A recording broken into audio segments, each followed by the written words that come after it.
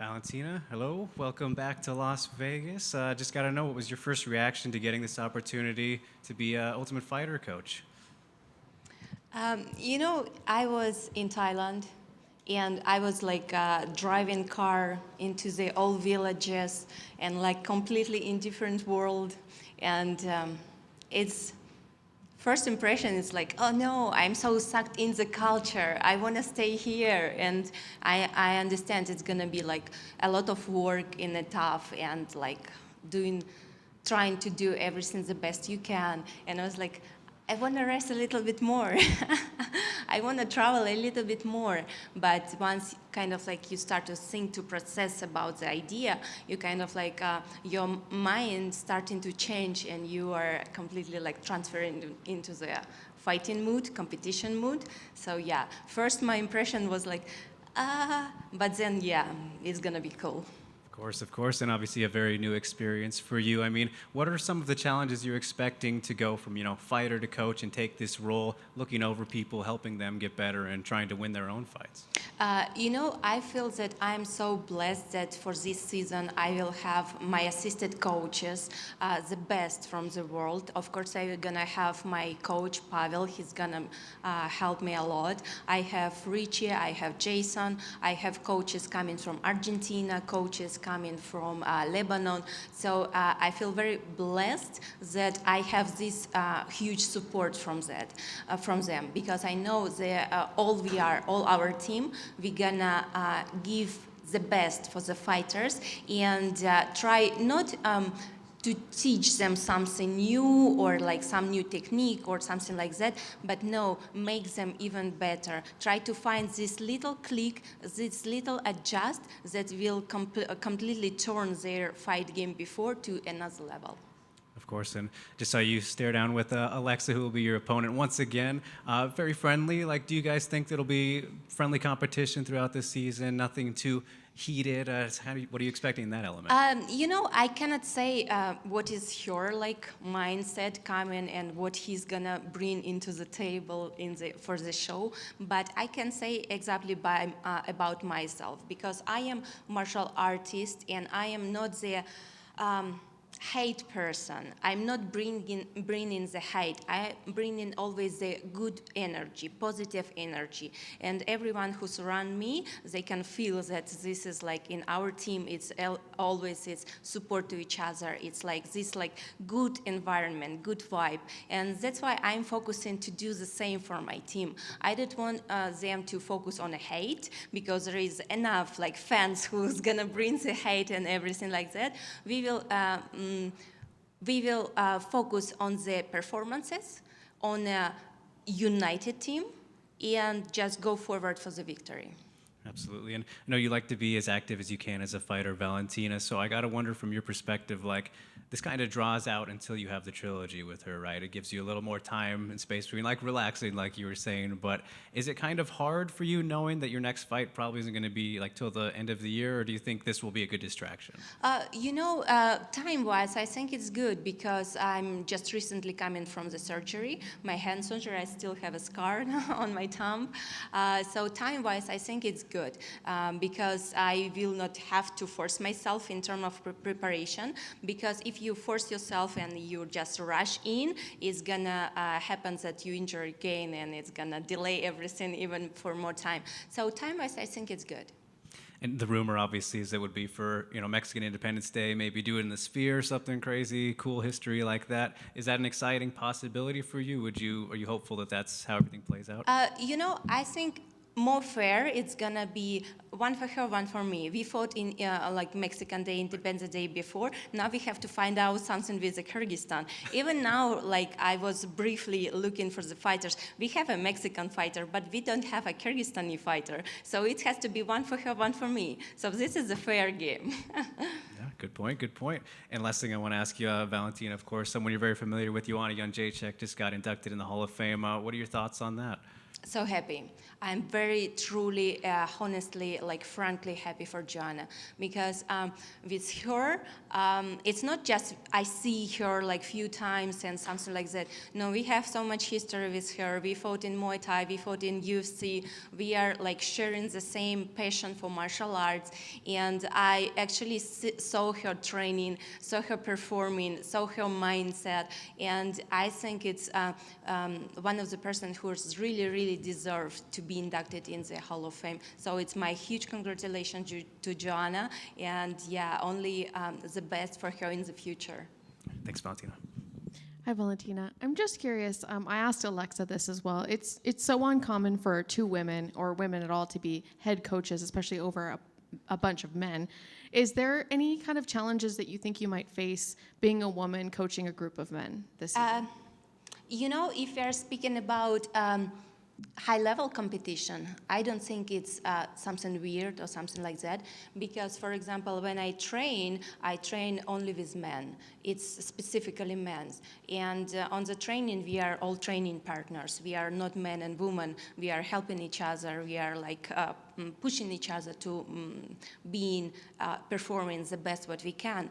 And if we are speaking on about the high-level competition, I don't see it's going to be any challenges because they are kind of like know exactly who is where and who is who. And as I mentioned, I have amazing team who are gonna help me, assisted coaches. So they are best of the best Muay Thai fighters, presidents of Muay Thai Federation in Argentina, in Lebanon. So I have the best team in the business who gonna help me for this show. And like you said, it's not abnormal for this situation to be happening in high-level mixed martial arts. But when the fight was announced, so many fans were shocked by the fact that it was two women who were going to be coaching a bunch of men rather than women coaching women. Why do you feel like it's so abnormal to fans when it's really, like you said, normal? I don't know why it's so. I feel that some fans, they are kind of like not focusing on the see things.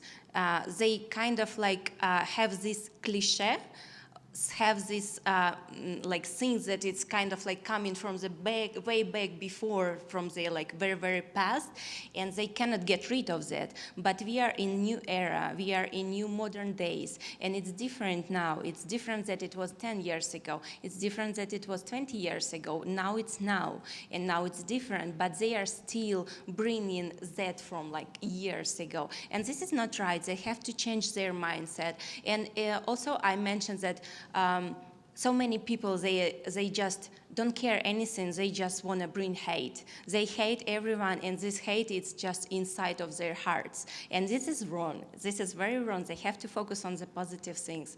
And you kind of like see when a person expresses themselves through the bad words, and you kind of like see what's happening inside of them. So it's just like matter of personal things. And I think it's if they start to focus on something beautiful, it might change their understanding of how words work. Are you proud to be part of the changing their minds? You and Alexa will be able to show them what you're telling me now, and potentially these fans may change their mind in the future. Is that something you're proud of to be a part of? Of course. This is one of the things that being part of this huge event, reality, TUF, that so like legends come from the TUF, from this reality, and be part of this show. It's a very honorable thing, and I'm very glad. And definitely for everyone who's gonna show and who doesn't believe, you better see the show, because it's gonna be one of the best seasons. And last question for me. It seemed like you guys exchanged some words up here during the face-off. Can you tell me what you talked about? Was it just hello, or where? Oh, it was nothing special. It was just like sharing the feeling when you don't have to fight actually this Saturday. It feels different, because it's kind of like more like a show when you have to perform and when you have to put some like play on the show, on there, like for the fans and everything. And comparing to the fights when you are so focused on your performance, your own performance, to actually like face opponent and fight opponent. This is just sharing the feeling. Thank you. Did you sort of mentioned the backgrounds of your coaches. Did you want to go ahead and name who your coaches are that you're going to bring for this, or are you still kind of figuring that out? No, I have like mostly names, and so for the I gonna have different coaches for the different weeks. Sure. So Pavel Fedotov, my main coach, he's like gonna be present all the time. I will have Jason Andrade, he's owner of the biggest Muay Thai gym in Las Vegas. I will have Miguel Carpinacci, he is the president of Argentinian Muay Thai and South American Muay Thai. I will have Richard Van Houten, he is owner of Culture Gym in New Jersey, and you could see him in my corner during the recent fights. So I will have Martin Gill, he's also from Argentina. He's owner of Muay Thai and MMA gym in Argentina. He is a fighter of Muay Thai and MMA, very skillful, very good fighter. And I will have two brothers, Semi Loai and Rocky Kiblavi. They are coming from fighter family. His father, Semi Kiblavi, he is very respectful martial artist. He is one of the personal student of, so he is president of Lebanese Muay Thai MMA Federation, and also the owners of the gym Shogun. It's quite an impressive list that you've got there. You know, we also see at times, I don't know if you've been, if anybody's came forward, a lot of times fighters will bring other current fighters. Do you have any plans to maybe have a cameo of any current fighters to come maybe help out at any time? You know, if I want my fighters, my team, be the winners, I have to bring them best coaches. Not all former fighters or fighters, active fighters, are the best coaches. They might perform good, but they cannot teach, right? And I have to focus on having the best teachers, the best coaches. And so this is the strategy. I don't want just show myself. Yeah. I'm here not for myself. If I just for myself, of course, I make a picture or something like that. I don't care about team. But I am here for my team. And you know, and we saw it, I know in the last season, we saw Chandler getting very involved and very emotional almost at times. Mm-hmm. It sounds like you're very invested in what you want your team to do. Can you see yourself getting really involved with this and almost feeling almost like they're going to be your teammates because you're going through such a close process with them? This is a goal, because if you are not involved, you cannot give the best. And if I want to just perform the best show to make it the best, I have to be involved like as much as I can. And this is me. This is my nature. I am a perfectionist. I cannot do just halfway. I want to deep down dive into there and just to do the good things, not just for me, but for everyone. And when Alexa was up there, she was, you know, reciting some of the goals that she was able to achieve. You know, she wanted to get to the UFC. She wanted to become a champion. And one of her other dreams was to be a coach for the Ultimate Fighter. What did the Ultimate Fighter mean for you? And was it ever a dream or possibility? Did you think that someday that you hoped that you would be a coach for the Ultimate Fighter? Actually, for me, when UFC reached out to me with the proposal of being a TUF coach, it was surprising first because I completely was in Thailand. I was so much in speaking Thai, eating Thai food, and just driving.